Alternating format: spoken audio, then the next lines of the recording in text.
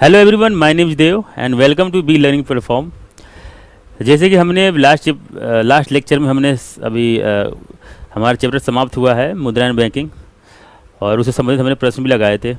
उसके अंदर काफ़ी महत्वपूर्ण चीज़ें हमने देखा था, और जहाँ से प्रश्न आते भी हैं। इस बार एग्जाम में आपने देखा ही होगा, लगभग 3-4 प्रश्न सीधे वहीं से आए थे, आरबीआई से संबंधित और सीआरआर एसएलआर वगैरह से आए थे प्रश्न। तो हमने इसे देखा था, repo rate, reverse repo rate वगैरह पढ़ा था। ये सारी चीज़ें हमने पढ़ रखा है।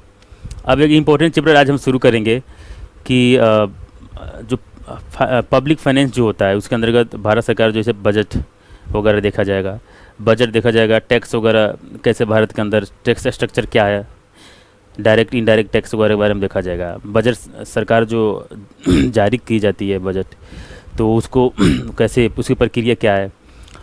और इसके अलावा जीएसटी वगैरह काफ़ी इम्पोर्टेंट है, काफ़ी आजकल एक तरह से जो छोटे या बड़े जो व्यापारी हैं उनके लिए भी, आप तो स्टूडेंट है तो आप तो जीएसटी इसके लिए पढ़ रहे हैं, बाकी जो व्यापारी है उनके लिए भी समस्याएं होती है जीएसटी के वगैरह के बारे में, वो कम जानते हैं। तो उसको भी देखा जाएगा, क्योंकि उनके लिए महत्वपूर्ण ही होगा मेरे ख्याल से। तो इन सारी चीज़ों को देखा जाएगा। तो हम शुरू करते हैं बजट। देखिए, बजट क्या होता है, अभी बजट क्या होता है, डिफिनीशन क्या है, ये सब चीज़ों से पहले आप थोड़ा सा एक बार नहीं दिक्कत है।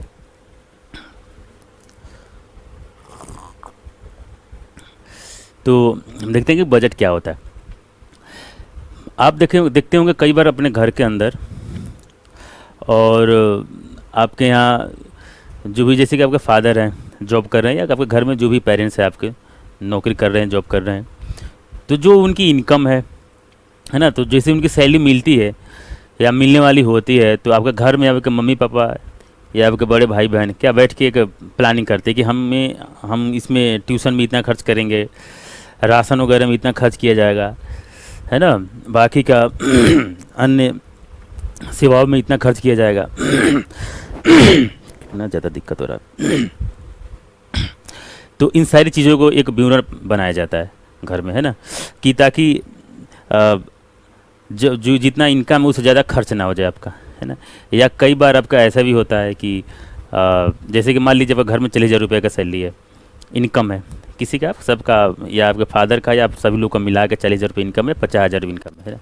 अब उस 50,000 में क्या है कि आपको उस मंथ में कि रूम रेंट देना है, या आपका घर है तो बिजली बिल वगैरह देना है, सारी खर्च वगैरह जोड़ने के बाद भी हो सकता है कि आपको और भी करने, अन्य कार्य डेवलपमेंट करने हैं, तब क्या करेंगे, आप उधार लेते हैं।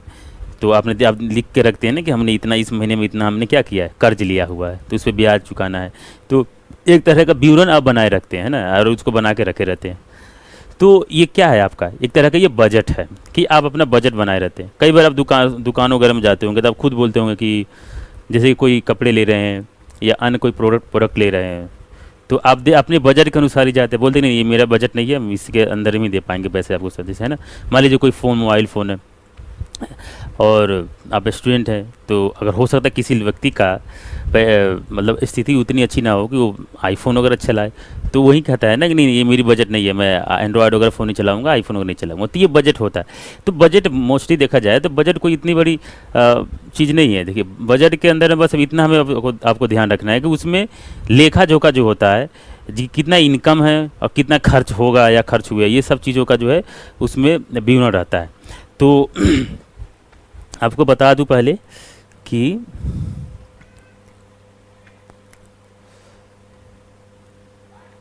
देखिए, बजट जो है ये शब्द है, एक फ्रांसीसी शब्द है, फ्रांस का एक शब्द है।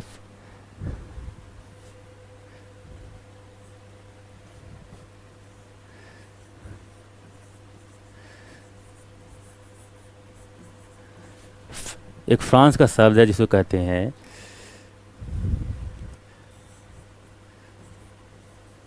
बूजेट, या कई जगह आप देखेंगे इसको लिखे मिलेगा बूजे। जैसे कि आप रमेश सिंह का बुक पढ़ेंगे तो वहाँ बूजे भी दिया मिलेगा। एनसीईआरटी के पढ़ेंगे तो अलग अलग जगह पर अलग अलग शब्द है। मोस्टली ध्यान रखिए कि ये एक फ्रांस से समझ लिया हुआ शब्द है।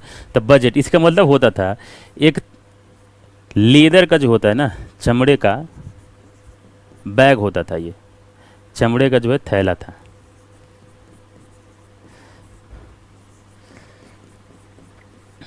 चमड़े का थैला। इसमें क्या है कि शुरू के दिनों में लोग इसमें क्या करते थे कि एक मान लीजिए एक अब आज के डेट में देखते हैं खूब अच्छा सा एक बैग होता है, बढ़िया सा, है ना। तो इसमें जो है जो किसी राष्ट्र का या किसी कंपनी का कोई इंडस्ट्री है, कोई बहुत मल्टीनेशनल कंपनी है, छोटी भी कंपनी है, या कोई राष्ट्र है, तो वो लोग अब क्या करते थे कि यूरोपीय कंट्री में कि इसमें जो है एक बैग होता था, तो इसमें जो भी निवेश करना है, जो पैसे खर्च करने हैं और जो इनकम आएंगे वो सभी लेखा जोखा इसमें रखते थे। तो इसी बूजेट जो शब्द है इसी से बना है बजट, इसी सब से बना है बजट, है ना। तो बस इसके बारे में इतना ही जान लीजिए। वैसे ये तो इकोनॉमिक्स की क्लास है, लेकिन थोड़ा बहुत अगर आपको बेसिक बता दिया जाएगा तो आपको याद करने में आसानी होगी, है ना। बाकी इसके अंतर्गत आपको हिस्टोरिकल 2-4-5 मिनट का जो हिस्ट्री इससे संबंधित है, बजट से संबंधित जो हिस्ट्री है उसको भी थोड़ा देख लिया जाएगा। साथ ही साथ जो पॉलिटी भी इससे संबंधित है, जैसे कि अनुच्छेद क्या है वगैरह, कहाँ पे हमारे भारतीय संविधान के इससे संबंधित क्या लिखा गया है, क्या प्रावधान किस अनुच्छेद में दिया गया है, वो देख लिया जाएगा, है ना। तो पहले तो हम देख लेते हैं ये बजट, है ना। तो बजट आप मेरे ख्याल से समझ गए कि एक समझ नहीं गए मतलब कि बजट के क्या है, एक शब्द का मीनिंग आप समझ गए कि बजट का मीनिंग क्या है। आप देख लेते हैं, देखिए बजट जो है हमारे संविधान में बजट नहीं लिखा हुआ है। जब आप अनुच्छेद 112 आर्टिकल 112 जब देखेंगे तो वहाँ पे हमारे संविधान में बजट का बारे में जिक्र नहीं दिया गया। उसके जगह पे लिखा गया है, देखिए उसके जगह पे लिखा गया है एनुअल फाइनेंशियल स्टेटमेंट लिखा गया है। मतलब ये होता है वार्षिक वित्तीय विवरण, मतलब कि हमारे देश का एक साल का जो है, जो एक फाइनेंशियल ईयर है, उसमें कितना राजस्व आएगा और कितना व्यय होगा, है ना, इनकम और एक्सपेंडिचर, है ना। ये सारी चीज़ों की इस सिर्फ दो चीज़ों के बारे में मतलब जो बजट के अंतर्गत में दिखता है। तो आप इसको देखेंगे कि हमारे यहाँ जो भारत सरकार का जो राजस्व है, कहाँ से कितने राजस्व आती है भारत को, वो सारी चीज़ें जैसे कि टैक्स वगैरह पढ़ा जाएगा इसी के अंदर। तो टैक्स से सरकार पैसे इकट्ठा करती है, अन्य जो इंडस्ट्री है उन पे कई तरह के टैक्स लगता है, उन पे वैट लगाए जाते हैं, जैसे जीएसटी वगैरह भी आपने देखा, जीएसटी से सरकार पैसे इकट्ठा करती है। तो सारी पैसों को इकट्ठा होती है, तो ये क्या है, एक तरह का राजस्व सरकार के, है ना, इकट्ठा होती है सरकार के पास। अब उसमें भी कितने प्रकार अलग अलग, एक है टैक्स है, non tax revenue, tax revenue, इन सारी चीज़ों को बताया जाएगा इसमें। तो इन सारी चीज़ों से जो पैसे इकट्ठे होते हैं तो इसी का विवरण होता है उसमें। और फिर सरकार, मान लीजिए सरकार क्या क्या करती है, मान लीजिए जो सरकार है तो देश के अंदर में कई तरह के कार्य होते रहते हैं, कई तरह की योजना बनती है, तो उस पर पैसे खर्च होते हैं। कई तरह की सरकार सब्सिडी भी देती है, तो पैसे कहाँ से देती है, इन्हीं पैसों को तो खर्च की जाती है। लोगों को सरकारी नौकरी में जो लोग काम करते हैं, राष्ट्रपति से लेके छोटे नौकरी तक भी, उनको भी सैलरी दी जाती है, तो सरकार ही तो देती है ये। अब राज्य सरकार या केंद्र के में जो नौकरी करते हैं लोग, उनको केंद्र सरकार देती है सैलरी, और जो राज्य के अंतर्गत आते हैं जो लोग, उनको राज्य सरकार देती है सैलरी। तो लेकिन ये पैसे तो यहीं से आते हैं ना, कई बार केंद्र सरकार तो फिर लोग राज्यों को भी पैसे देती है ना। तो इन सारी चीज़ों को एक तरह का ये खर्च हो गया, एक्सपेंडिचर है सरकार की, तो ये व्यय है, मतलब ये खर्च है सरकार की। तो ये इन खर्चों के बारे में लिखा होता है इसी बजट में, है ना। और इन्हीं बजट में जो है कितने पैसे कहाँ से आएंगे सरकार, जैसे कि अभी आपने देखा होगा LIC में सरकार ने क्या किया, विनिवेश किया 5%, फिर 3% देखा होगा, है ना, कुछ परसेंटेज करके सरकार ने निवेश किया, विनिवेश किया, है ना, डिसइन्वेस्टमेंट किया। एक तरह से NDCR होता है ना, नॉन डेप्ट कैपिटल रेवेन्यू होता है। तो इसके बारे में बताएंगे अभी क्या होता है NDCR। तो ये एक तरह का होता है, तो यहाँ से भी सरकार खर्च करेगी, यहाँ से पैसे आएगी, सरकार का ये उम्मीद है ना, ये करिए यहाँ से पैसा आया। तो इन सारी चीज़ों का जो है बजट में विवरण रहता है, अब मिलता है देखने को। तो हम सबसे पहले चलते हैं कि बजट, सबसे शुरुआत करते हैं हिस्ट्री, है ना, पहले हिस्ट्री पढ़ा जाएगा, उसके बाद उसे क्या क्या प्रावधान है, फिर अभी भविष्य के बारे में देखा जाएगा, है ना। तो देखिए बजट सबसे पहले आपको ले चलते हैं कैनिंग के टाइम में, जो वायसराय थे लॉर्ड कैनिंग, उस टाइम पे जाइए 1859-60 के बीच के आसपास, है ना। तो सबसे पहले अगर कहा जाता है कि श्रेय जो जाता है भारत में बजट के लिए, तो उसको कैनिंग को ही कहा जाता है ना।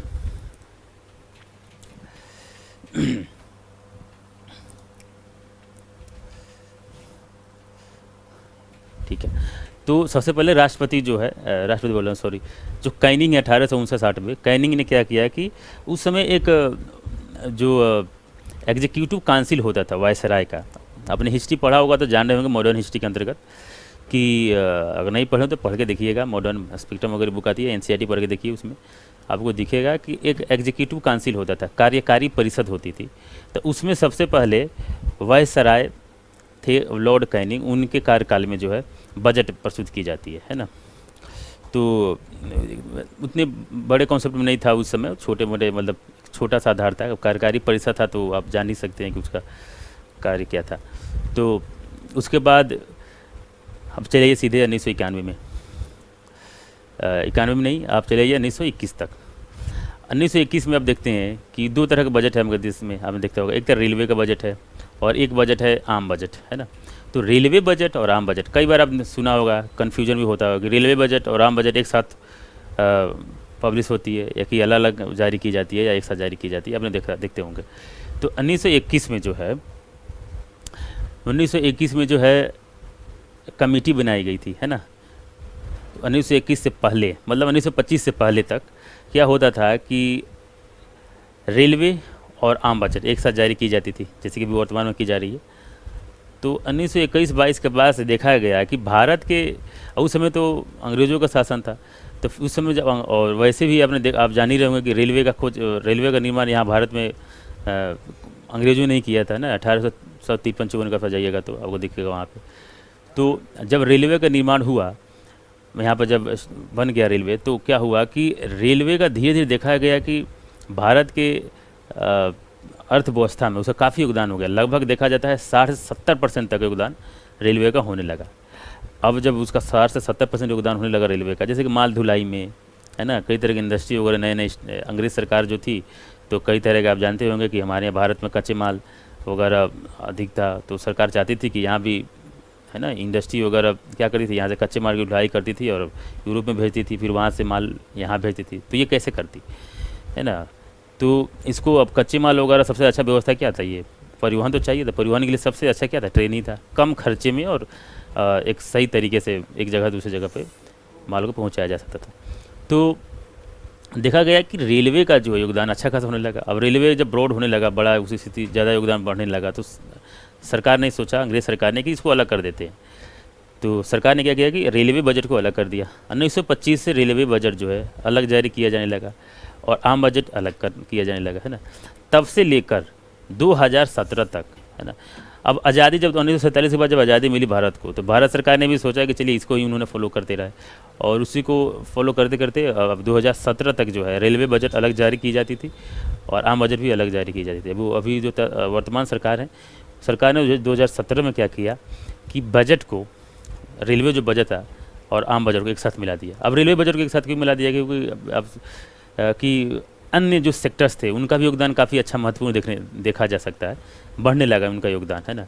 और रेलवे का कोई खास, मतलब रेलवे का योगदान तो ठीक ठाक है ही, लेकिन उस समय की स्थिति से अभी उतनी अच्छी नहीं थी, मतलब ग्रोथ अच्छी कह सकते हैं, लेकिन उतना उसके जगह पे और भी क्षेत्र आने लगे, जैसे कृषि आने लगा और भी सारी चीज़ आने लगी, है ना। तो फिर सरकार ने क्या किया कि अब उसको भी एक साथ समझ करके एक साथ जारी कर रही है ना। 2017 से जारी की जा रही है एक साथ में आम बजट और रेलवे बजट, मतलब जो आम बजट आ रहा है उसी के अंतर्गत उसको भी मर्ज कर दिया गया। ये तो हो गई बात, है ना, रेलवे बजट और ये आम बजट। इसके अलावा जो हिस्ट्री संबंधी जो बातें थी वो आप देखिएगा यहाँ पे। देखिए, एक तो ये है कि अनुच्छेद 112 के अंतर्गत बजट, ये ध्यान रखेंगे आप, एग्ज़ाम में आते हैं, आपको याद रखना ये अनुच्छेद 112, है ना। बजट की बात, ये केंद्र सरकार की बजट होता है। अब देखिए, भारत में इतने राज्य हैं, यूटीज हैं, जिन केंद्र शासित प्रदेशों में मतलब विधानसभा है ना, लेजिस्लेटिव असेंबली है, तो वहाँ पे भी तो बजट आएगा ही आएगा, है ना। आप सबके घर में बजट होता है, तो राज्य और सरकारें हैं। तो राज्य सरकार के लिए बजट की जब बात की जाएगी तो वहाँ पे आर्टिकल अब याद रखेंगे, अनुच्छेद 202, है ना, ये महत्वपूर्ण है। अनुच्छेद आप याद रखेंगे, पॉलिटी का स्टूडेंट तो आपको याद होगा ही, जब पॉलिटी पढ़ेंगे तो आप वहाँ पे याद करेंगे, इस उम्मीद है ना। तो ये सारी चीज़ों का हो गया। और राष्ट्रपति जो है पार्लियामेंट में, मतलब बजट वहीं रखवाता है। और पार्लियामेंट में क्या है कि सबसे ज़्यादा अधिकार बजट के मामले में अधिकार लोकसभा को दिया गया है, आप ये जानते होंगे पॉलिटी के संबंधित पॉइंट्स है ये। तो और सही चीज़ देख लीजिए, ये आपको बता दिया गया है, आप पढ़ लीजिए, इसको आप रीडिंग करें, ये चीज़ें आपको मिल जाएगा। लिंक नीचे लिंक से आप डाउनलोड कर सकते हैं। देखिए जेम्स विल्सन थे उसे महत्वपूर्ण, उन्होंने ही, देखिए लॉर्ड कैनिंग जो थे, वो लॉर्ड कैनिंग तो वायसराय थे, लेकिन जो एक महत्वपूर्ण व्यक्ति का नाम आता है जेम्स विल्सन, इन्होंने ही जो है 7 अप्रैल 1960 को कार्यकारी परिषद में जो है जारी किया था, ये इन्होंने बनाया था और इन्होंने जारी किया था, और ये सारी चीज़ें बता दी गई है। ठीक है, 2017 में जो सरकार ने रेल बजट को पेश किया था। ठीक है, अब आ जाइए थोड़ा सा इसी बारे में देखते हैं कि ठीक, अब देखिए अब क्या है कि बजट जो है, अब बजट में जो प्राप्तियां होती हैं, है ना, उसको भी 2 प्रकार से बांटे गए हैं। जो एक्सपेंडिचर होती है उसके भी 2 भागों में बांटे गए हैं, है ना। तो इसको देखते हैं कि ये 2 प्रकार जो हैं वो कौन कौन से हैं। उसके बाद एक्सपेंडिचर जो होता है वो कौन कौन से होते हैं, है ना। उसके बाद टैक्स की बात की जाएगी। तो हम शुरू करते हैं इसमें, और कुछ पॉइंट अगर छूट रहा हो तो आप कमेंट करके बताएं, आपको बताया जाएगा। मेरे ख्याल से तो थोड़ी बहुत ये बता ही दी गया। इकोनॉमिक्स है तो इसमें ज़्यादा हिस्ट्री को मैं लेके नहीं चल रहा हूँ, और ज़्यादा पॉलिटी को लेके भी नहीं चल रहा हूँ। जो आर्टिकल वगैरह था तो बता दिया गया आपको, और बाकी शुरुआत कैसे हुआ वो भी बता दिया गया है।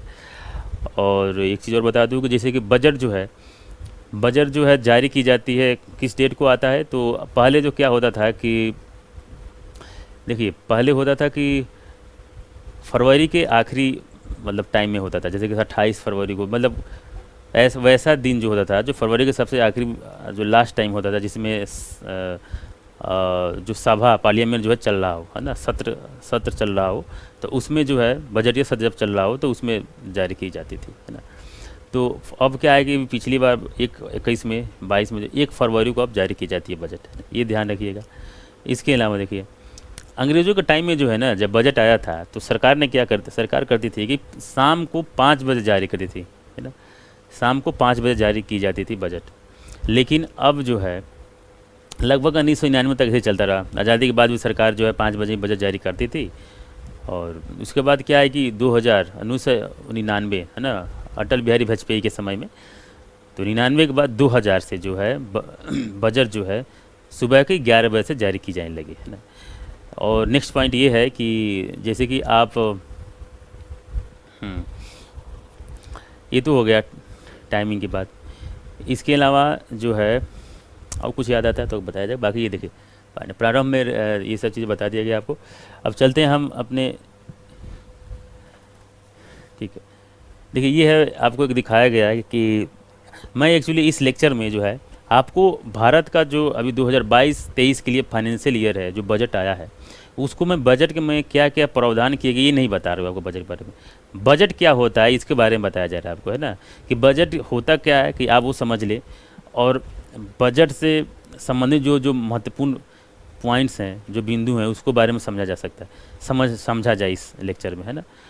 और बजट क्या होता है इसको आगे के किसी लेक्चर में हम लोग पढ़ेंगे कि बजट क्या होता है, तो पढ़ ही रहे हैं। बजट के बारे में देखेंगे 2022 के बजट में क्या क्या सरकार ने प्रावधान किया है, कि क्या क्या योजनाएं हैं, किन योजनाओं में क्या सरकार ने खर्च किया है, किन किन सरकार की जो अपनी जो सार्वजनिक संपत्ति है उसमें कितने का विनिवेश करने की सरकार सोच रही है या कर रही है। तो इन सारी चीज़ को देखा जाएगा। तो इसमें हम लोग बजट के बारे में जान रहे हैं कि बजट क्या होता है, भारत 2022 का बजट में क्या क्या प्रावधान है, ये हम लोग नहीं पढ़े, है ना। तो इस ध्यान रखिएगा।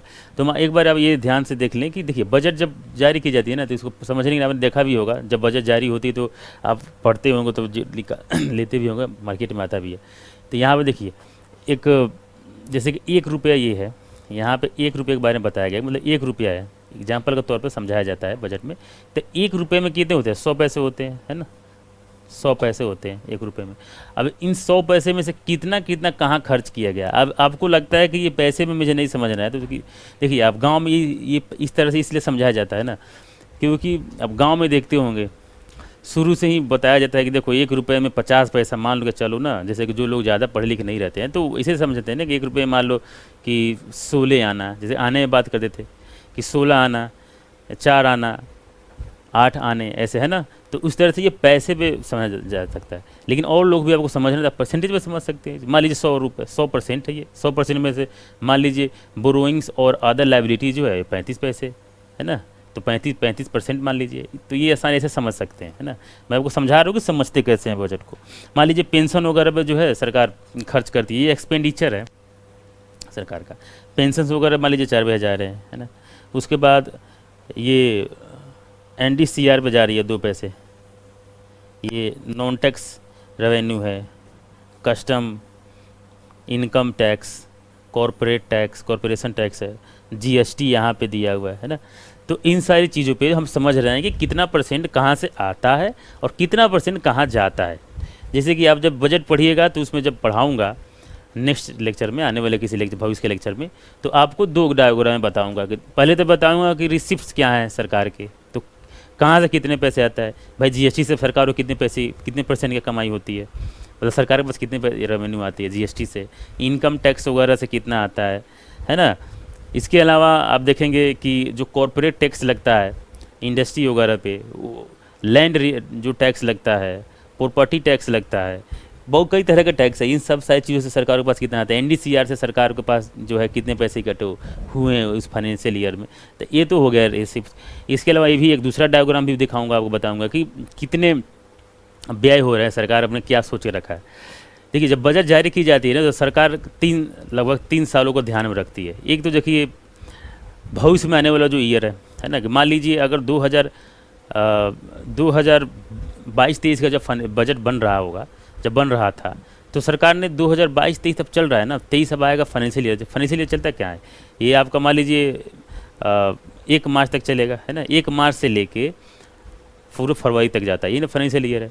तो अब तो अभी 2023 का फरवरी तो आया नहीं है ना, तो पूरा साल ये चल रहा है, तो भविष्य का ईयर हो गया। तो 1 साल तो ये हो गया, आने वाला ईयर है ना, फ्यूचर का जो साल है वो एक तो ये होता है। इसको ध्यान में रखती है सरकार की, इसमें हम कहाँ कितना खर्च करेंगे और कहाँ से कितने पैसे आएंगे, सरकार का ये एक टारगेट रहता है ना। कि जैसे कि आप नहीं बोलते हैं कि मान लीजिए आपको अगले साल आपको अपना घर बनवाना है, या कोई लैंड लेना है कृषि से संबंधित, या कोई प्लॉट खरीदना है, तो आप ये सोच कर चलते हैं कि चलिए देखिए मान लो 10 लाख का प्लॉट है, तो 2 लाख तो मान लो मेरे अपने सेविंग्स है, 3 लाख लोन ले लूँगा, 4 लाख यहाँ से आ जाएंगे, 2 लाख वाला ज़मीन बेच दूँगा। एक तरह का अंदाज़ा लगाते हैं ना आप। तो इसी तरह का भी एक सरकार भी अंदाज़ा लगाती है ना, सेम टू सेम। क्या करती है सरकार सोचेगी चलिए देखिए यहाँ से मैं इतना पैसे उत्सर्जित कर लूँगा, ये बेच दूँगा, LIC में इतने भी निवेश कर दूँगा, और भी जो इंडस्ट्री है उसको, बैंक है उनमें भी जो है ये कर दूंगा, और कई तरह का जो सार्वजनिक संपत्ति है उसको बेचूंगा। GST से मेरी इतनी कमाई हो जाएगी, और कॉर्पोरेट टैक्स वगैरह थोड़ा बढ़ा दूंगा, यहाँ से इतने पैसे आ जाएगा, है ना। ये सारी चीज़ों को सरकार सोचती है। जैसे पेट्रोलियम है, पेट्रोलियम में कुछ का रेट बढ़ा देंगे तो यहाँ से ये आ जाएंगे, इतना पैसे ही कट हो गया। सेल टैक्स वगैरह सरकार भी कई, जैसे कि योजना वगैरह जब बनता है तो कई तरह का वैट वगैरह भी लगाती है सरकार, है ना। तो इन एक तरह का अंदाज़ा लगाती है कि मेरे पास यहाँ से इतना पैसे आएंगे। फिर उसके बाद सोचती है कि ठीक है, जब इतना पैसे मैं जब जुटा लूँगा तो ये यहाँ पे इतना खर्च करूँगा। यही होता है बजट, है ना। तो इसी तरह से जब उसमें पढ़ा जाएगा तो उसमें आपको एक्सपेंडिचर और ऐसे दोनों बताया जाएगा। इसमें हम देख रहे हैं कि जब बजट में जो विवरण रहते हैं कि जो रेवेन्यू क्या है, कौन कौन से रेवेन्यू आते हैं, तो रेवेन्यू में 2 प्रकार का रेवेन्यू होता है ना। एक तो होता है देखिए राजस्व, रेवेन्यू रिसिप्ट होता है, आयोग होता है, ये तो बता दिए कि रेवेन्यू रिसिप्ट होता है, रेवेन्यू एक्सपेंडिचर होता है। अब आगे देख लेते हैं। देखिए एक होता है रेवेन्यू रिसिप्ट जो बताया, इसके अंदर 2 होते हैं। अब रेवेन्यू रिसिप्ट के बारे में पहले बता दूं क्या होता है। देखिए रेवेन्यू रिसिप्ट कब कहा जाता है कि मान लीजिए सरकार को उन माध्यम से रेवेन्यू अपने पास आ जाए, रेवेन्यू मतलब पैसे धन उस माध्यम से आए जिसके लिए सरकार को ना ही बोरोइंग बढ़े, लाइबिलिटीज बढ़े, मतलब देनदारियाँ नहीं बढ़े, और ना ही किसी सार्वजनिक संपत्ति कम हो। फिर से बताता हूँ, ये तो डिफिनीसन है। मतलब कि सरकार मान लीजिए क्या करे कि सरकार को मान लीजिए GST से पैसे आ रहे हैं, ठीक है, और कई तरह के टैक्स लगा रही है सरकार, जैसे कि इनकम टैक्स लगा रही है। तो जो पैसे आ रहे हैं तो इसमें सरकार को चुकाना तो नहीं है ना। ऐसा थोड़ी नहीं कि GST आपसे ले रही है सरकार, ले ली आपका इनकम टैक्स, आप मान लीजिए 20,000 रुपये, आप मान लीजिए 1 लाख रुपये कमा रहे हैं, 1 लाख में से मान लीजिए कुछ पैसे का दे रहे, 1 लाख रुपये तो GST टैक्स और नहीं लगता है। एग्जाम्पल का मान के चल रहे हैं, 1 लाख में से मान लीजिए 2,000 रुपये देना पड़े सरकार को, तो उस इनकम टैक्स में से आप जो दे रहे हैं सरकार को 2,000 रुपये, तो वो दोबारा लौटाएगी थोड़ी ना, आपको लौटाती थोड़ी है ना, नहीं लौटाती है ना। ये तो ये देनदारियाँ थोड़ी ना बढ़ रही है सरकार की, तो ये क्या है, रेवेन्यू रिसिप्ट है सरकार की। और एग्जाम्पल देखिए, मान लीजिए सरकार का छोड़िए, आप पे बताते हैं, मान लीजिए आप जॉब करते हैं, आपको पैसे मिल रहे हैं, है ना, तो आपको जो पैसे मिले कंपनी से, प्राइवेट सेक्टर से या गवर्नमेंट सेक्टर में नौकरी करते हैं, आपको जो सैलरी मिली, तो उस सैलरी को आपको दोबारा चुकाना थोड़ी ना कंपनी को, तो आप काम कर रहे हैं, मेहनत कर रहे हैं, उसे चुका रहे हैं ना, तो पैसे जो मिले तो आपका हुए, तो ये क्या हो गया, रेवेन्यू रिसिप्ट हो गया, आपको चुकाना नहीं है, और नहीं देनदारियाँ बढ़ी आप पे, है ना। कर्ज थोड़ी ले रहे हैं आप, कर्ज ले रहे हैं, मान लीजिए भारत सरकार जो क्या करे, कर्ज ले ले, कर्ज ले रही है तो उसको देना पड़ेगा ना, किसी भी देश से ले रही है कर्ज, मान लीजिए वर्ल्ड बैंक से भारत सरकार कर्ज ले रही है, तो उसको भी तो देनदारियाँ बढ़ी है, और भी देशों से कर्ज ले रही है, तो मान लीजिए देनदारियाँ बढ़ जा रही है, देना है कि मतलब एक तरह कहा जाता है कि लाइबिलिटीज बढ़ रही है सरकार की, तो इसको ये जो है बढ़ जा रही है, तो इसको राजस्व रिसिप्ट, राजस्व प्राप्ति नहीं कहेंगे, मतलब इसको रेवेन्यू रिसिप्ट नहीं कहा जाएगा, समझ गए। और ये इसमें समझ लीजिए सार्वजनिक, जैसे कि सार्वजनिक संपत्ति क्या होता है, मान लीजिए रेलवे है, LIC है, सार्वजनिक संपत्ति है ना, सरकारी संपत्ति है। सार्वजनिक मतलब होता है कि सबकी संपत्ति है, होता है, कहा जाए, लिखा रहता है ना रेलवे पे कि रेलवे सब हम सबकी संपत्ति है, तो इसलिए नुकसान ना करे, तो आप शायद समझते हैं आपका ही है, तो इसलिए नुकसान करते होंगे।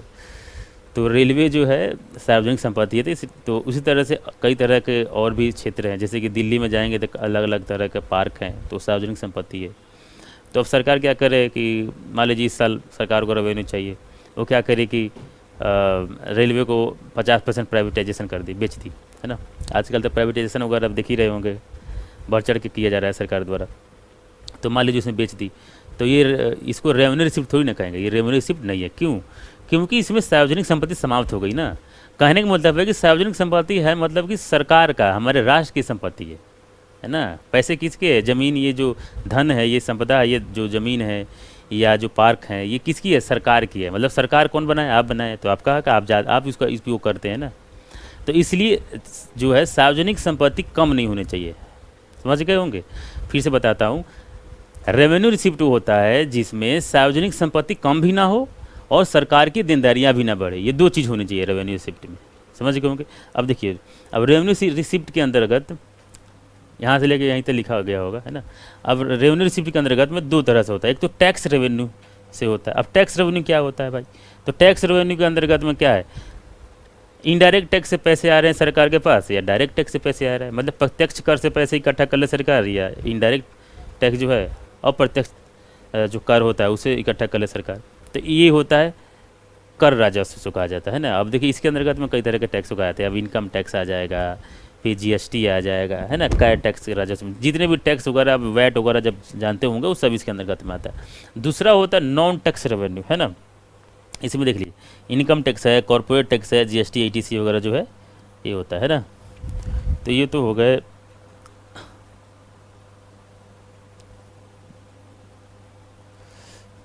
है ना। तो ये तो हो गए आपके टैक्स रेवेन्यू। ओके, अब हम देखते हैं, एक होता है कि जैसे कि आप रेलवे में जो है जाते होंगे ना, रेलवे में जाते होंगे तो मान लीजिए टिकट नहीं मिल रहा है या नहीं मिलता होगा, तब वहाँ पे फ़ाइन भर के जाते होंगे। TT आता है, आपको एक रसीद बना के देगा, है ना, एक रिसिप्ट बना के देगा, और उस पर दिखा रहता है कि आपने कहाँ से कहाँ जा रहे हैं, और जो भी है 800, 900, 1000 रुपये, 2000 रुपये जो भी है, अलग अलग ट्रेन का अलग अलग डब्बे का अलग अलग रेट है। तो उस हिसाब से एक फ़ाइन आपको फ़ाइन चार्ज करके देता है ना। फ़ाइन चार्ज करता है और उस पर आप सफ़र कर पाते हैं। तो इससे भी आप जब पढ़ेंगे तो इस आप देखेंगे, जब रिसर्च करेंगे तो कि रेलवे को सबसे ज़्यादा कमाई तो यहीं से होता है ना। टिकट ज़्यादा जितनी कमाई नहीं हो पाती है रेलवे को, वो फ़ाइन वगैरह से ज़्यादा कमाई हो जाती है। तो नॉन टैक्स रेवेन्यू में क्या होता है कि सरकार भी कई तरह के रेवेन्यू वगैरह, उसको टैक्स के अलावा भी कई तरह के रेवेन्यू उसको मिलता है। मान लीजिए आप टैक्स, इनकम टैक्स पे एक नियम है ना जी, जैसे GST पे है, उसके स्लैब से ही मिलेगा आपको, है ना। जो स्लैब बने हुए, जितने % बने हुए हैं, तो उसमें 5% वगैरह हिसाब से, है ना, 18% के हिसाब से जो भी है बना हुआ, उस हिसाब से उसको टैक्स भरना है। ऐसा थोड़ी नहीं सरकार नहीं चलिए अब मेरा मन है आपसे 20% ले ले, 30% ले लेना, ऐसा तो हो नहीं सकता। लेकिन फ़ाइन है। सरकार क्या करती है, अभी ट्रैफिक रूल के हिसाब से देखिएगा, नया नया सरकार ने अभी रेगुलेट किया, उसमें अमेंडमेंट किया है, नई ट्रैफिक रूल आई है। बताइए 10,000 रुपये तक के लिए छोटी छोटी चीज़ों के 10,000 रुपये लेती है सरकार, फ़ाइन लगाती है। तो ये सब, ये भी ये टैक्स थोड़ी ना, ये फ़ाइन है। लेकिन ये भी कहाँ सरकार के पास तो जाती है, ये भी एक रेवेन्यू जनरेट होता है। तो इन सारी चीज़ों को जो है नॉन टैक्स रेवेन्यू के अंतर्गत रखते हैं। टैक्स रेवेन्यू जो टैक्स वाला है, और नॉन टैक्स मतलब वो टैक्स वाला नहीं है लेकिन वो भी रेवेन्यू है, तो फाइन वगैरह होता है। इसके अंदर देख लीजिए क्या क्या होता है।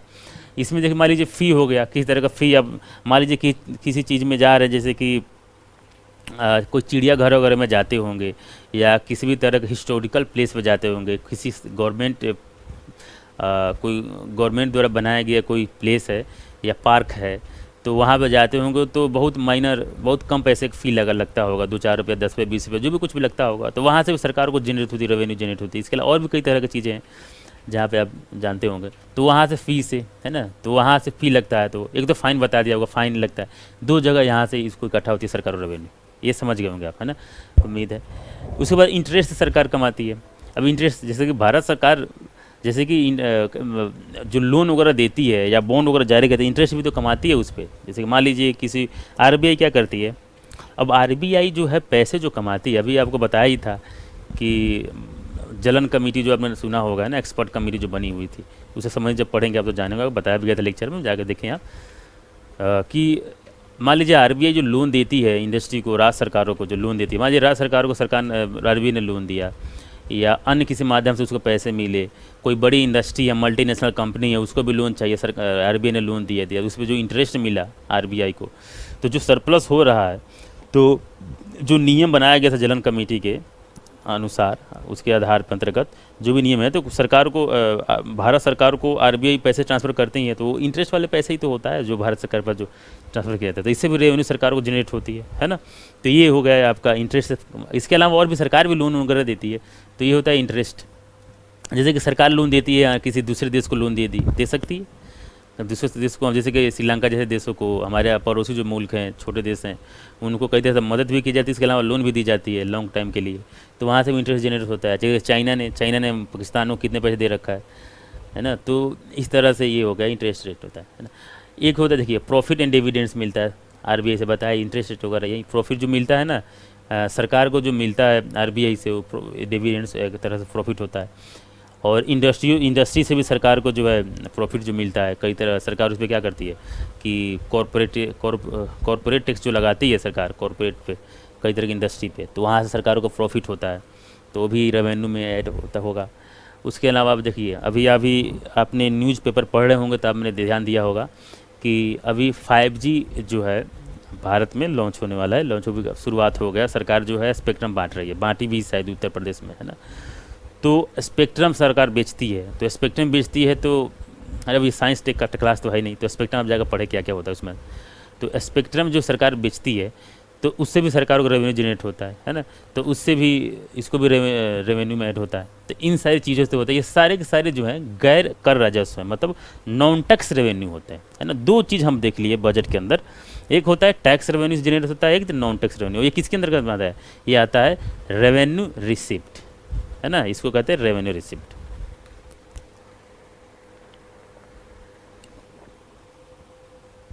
अब देखिए आगे देखते हैं।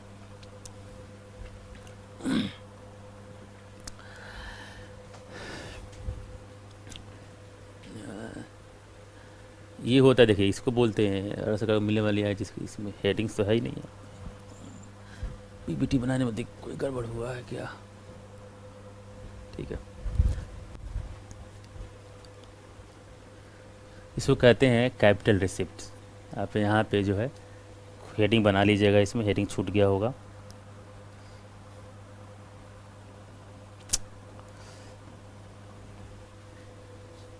ये है कैपिटल रिसिप्ट।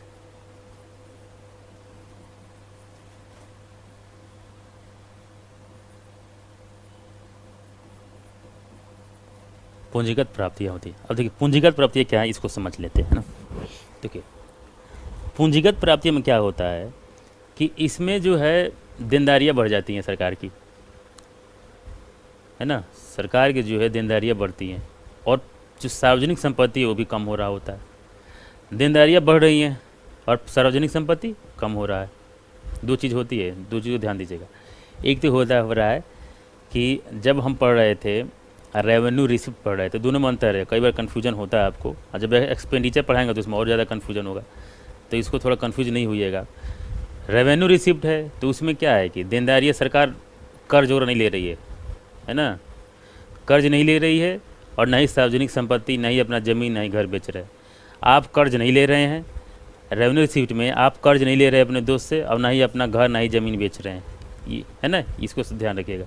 लेकिन कैपिटल रिसिप्ट में आपको पैसे चाहिए किसी भी हाल में, आप अपना घर भी बेच रहे हैं और अपने दोस्त से कर्ज भी ले रहे हैं, लोन, ऐसे समझिएगा, तो दिक्कत नहीं होगा, है ना।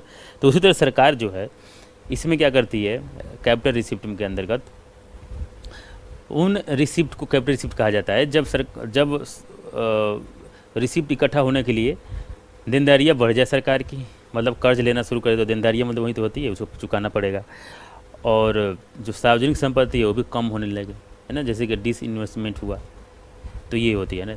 तो एक चीज़ आपको बता दूँ, और एक और चीज़ इसके अंतर्गत आती है, जैसे कि देनदारियाँ बढ़ जाए, और एक और चीज़ आता है जैसे कि एक एनडीसीआर होता है, एनडीसीआर भी जो है इसी के अंतर्गत में आता है ना। तो एक बार इसको देख लीजिए क्या क्या इसके अंतर्गत में आता है। विनिवेश है, डिसइन्वेस्टमेंट है, recovery of loans, other liabilities, है ना। अब अदर लाइबिलिटीज इसका पहले ये बताता हूँ, वो डिसइन्वेस्टमेंट अब बताया हूँ, जैसे कि सरकार क्या करे कि कोई सरकारी इंडस्ट्री है, बैंक है, सरकारी कोई इक्विटी है, मान लीजिए कोई प्राइवेट कंपनी में सरकार का मान लीजिए 20% भारत सरकार की इक्विटी है या 51% है, तो उससे गवर्नमेंट सरकार की हो जाएगी, है ना। एक नियम आप जानते होंगे कि सरकार के जैसे कि 50% से ज़्यादा अगर गवर्नमेंट का इक्विटी है किसी कंपनी में तो वो सरकार की कंपनी हो जाती है।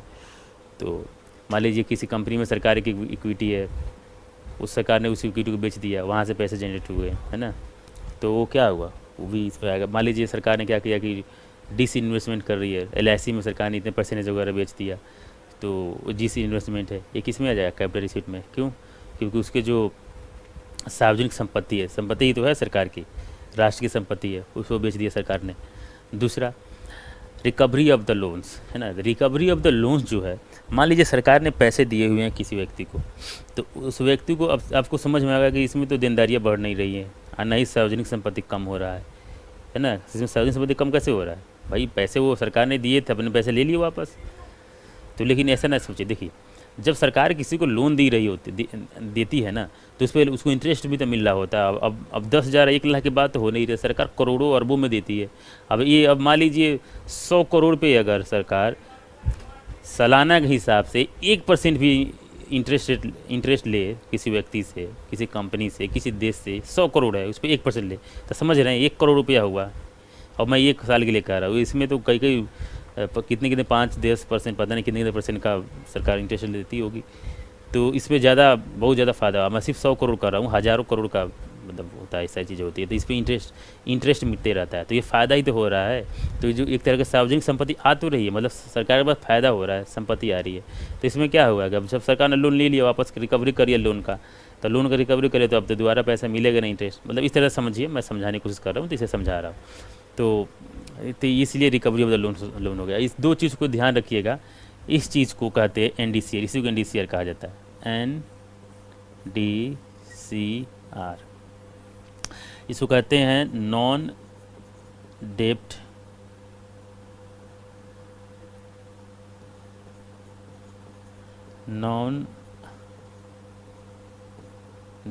कैपिटल रिसिप्ट,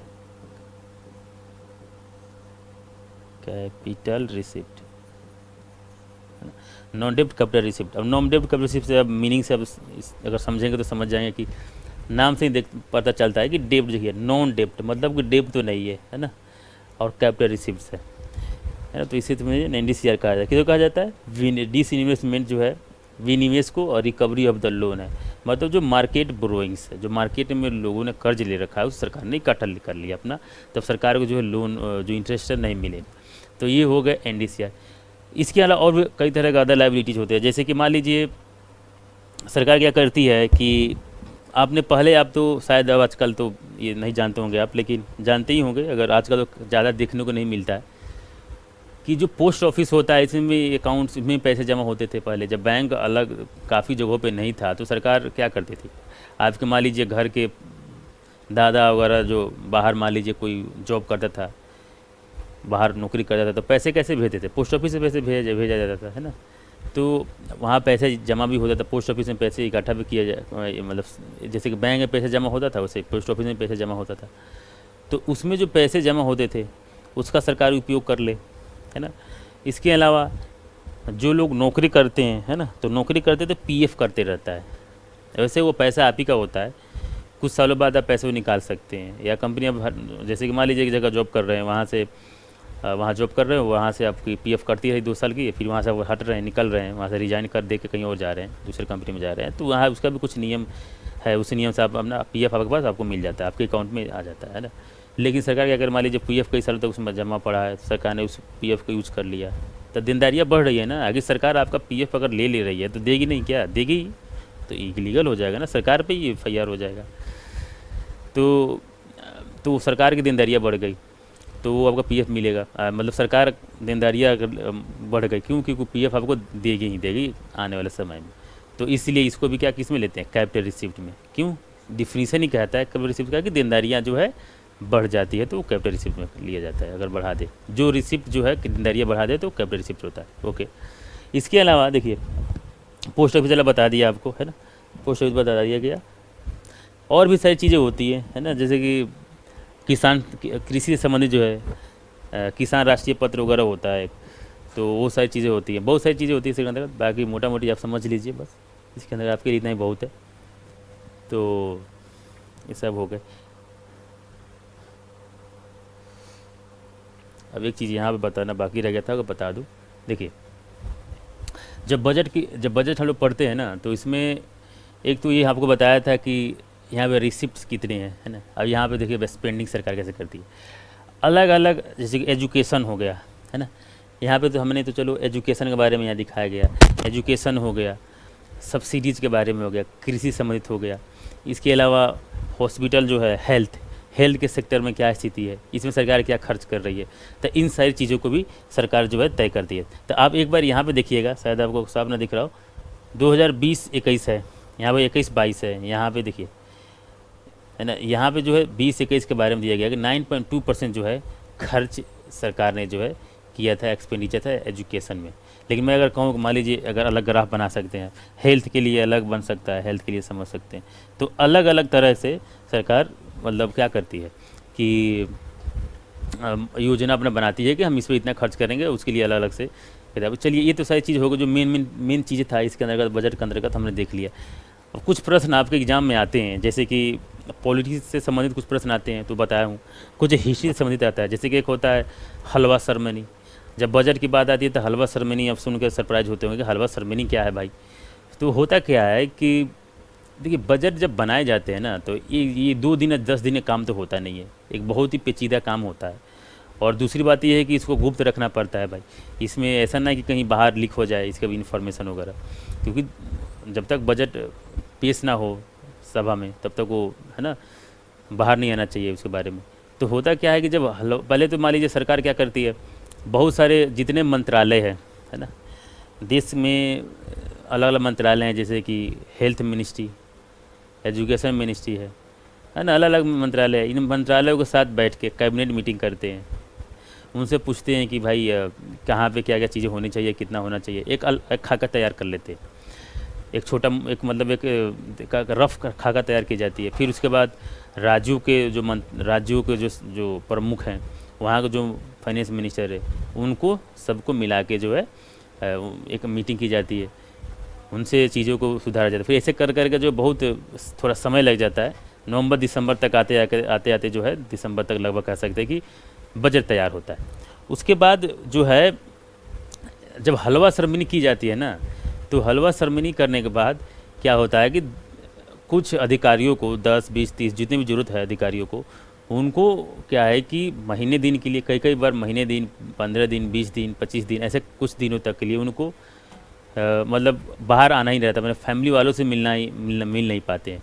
तो आप देखिए, मैं ये बता रहा हूँ कि हलवा सेरेमनी क्या होता है कि उस दिन एक नियम प्रथा है हमारे देश के अंतर्गत कि कोई भी अच्छा काम करने क्या करते हैं वो लोग, मुँह मीठा करते हैं ना, कहीं जा रहे हैं, कोई अच्छा काम कर रहे हैं, है ना, तो अब लोग क्या करते हैं, मीठा करते हैं, मीठा खाते हैं। उसी तरह से देश में भी है, जब भी बजट आता है तो उसमें क्या करते हैं, हलवा खाने का प्रथा है, बस इतना ही है और कुछ नहीं है इसमें, है ना, इसमें ज़्यादा कुछ दिमाग लगाने की जरूरत नहीं है।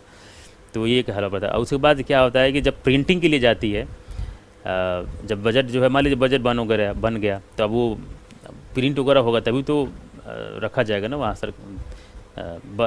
लोकसभा में, पार्लियामेंट, तब तो रखा जाएगा। तो जब वहाँ रखा जाता है तो उसके लिए पे क्या करते हैं, पहले प्रिंटिंग की जाती है, तो प्रिंटिंग की जाती है, तो अब बजट भाई इतना तो है ही नहीं कि जो आप पढ़ते हैं बजट लाया घर, उसमें तो बहुत कम होता है, वो 1% भी नहीं होता, एक विवरण होता है बस उसमें।